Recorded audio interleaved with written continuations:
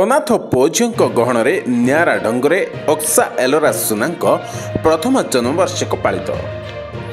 ଅନାଥ ଆଶ୍ରମରେ ବହୁ ଆଡ଼ମ୍ବରରେ ଅକ୍ସା ଏଲୋରା ସୁନାଙ୍କ ପ୍ରଥମ ଜନ୍ମବାର୍ଷିକ ପାଳିତ ହୋଇଯାଇଛି। ନବରଙ୍ଗପୁର ଜିଲ୍ଲା ତେଦଲିଖୁଣ୍ଟି ବ୍ଲକ ଖିରମିମୁଣ୍ଡା ଗ୍ରାମର ଅଜିତ ସୁନା ଏବଂ ସୁଶୀଲା ମୁଦୁଲିଙ୍କ ଝିଅ ହେଉଛନ୍ତି ଅକ୍ସା ଏଲୋରା ସୁନା। ଝିଅର ପ୍ରଥମ ଜନ୍ମବାର୍ଷିକ କିଛି ନୂଆ ଆକାରରେ ପାଳନ କରିବା ପାଇଁ ମନସ୍ଥ କରିଥିଲେ ବାପା ଓ ମା। ସେଥିପାଇଁ ଅନାଥ ଆଶ୍ରମ ଯାଇ ଅନାଥ ପିଲାମାନଙ୍କ ଗହଣରେ ଝିଅର ପ୍ରଥମ ଜନ୍ମବାର୍ଷିକ ପାଳନ କରିବା ପାଇଁ ମନସ୍ଥ କରିଥିଲେ। ମେ 2 ତାରିଖ ଥିଲା ଏଲୋରା ସୁନାଙ୍କ ପ୍ରଥମ ଜନ୍ମବାର୍ଷିକ। ନବରଙ୍ଗପୁରସ୍ଥିତ ଉତ୍କଳ ବାଳାଶ୍ରମରେ ଯାଇ ଅନାଥ ପୁଅଝିଅଙ୍କ ଗହଣରେ ବହୁ ଆଡ଼ମ୍ବରରେ କେକ୍ କାଟି ସେଲିବ୍ରେସନ୍ କରିଥିଲେ ଏଲୋରା ସୁନାଙ୍କ ପ୍ରଥମ ଜନ୍ମବାର୍ଷିକ। ସେଠାକାର ପୁଅଝିଅଙ୍କୁ କିଛି ଉପହାର ଦେବା ସହ ସେମାନଙ୍କୁ ଖାଇବା ପାଇଁ ଦିଆଯାଇଥିଲା।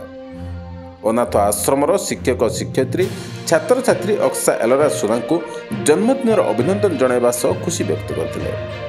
ଏଭଳିଆ ନିଆରା ଢଙ୍ଗରେ ଜନ୍ମଦିନ ପାଳନ ବାସ୍ତବରେ ପ୍ରଶଂସାର ବିଷୟ। ସାଙ୍ଗସାଥୀଙ୍କ ଗହଣରେ ଅଯଥା ଟଙ୍କା ଖର୍ଚ୍ଚ ନ କରି ଏଭଳିଆ ନିଆରା ରୂପରେ ଜନ୍ମଦିନ ପାଳନ କଲେ ଉଚିତ ରହିବ ବୋଲି ସ୍ଥାନୀୟ ବୁଦ୍ଧିଜୀବୀ ମତ ପ୍ରକାଶ କରିଥିଲେ ଏବଂ ଅକ୍ସା ଏଲୋରା ସୁନାଙ୍କ ଦୀର୍ଘାୟୁ କାମନା କରିଥିଲେ।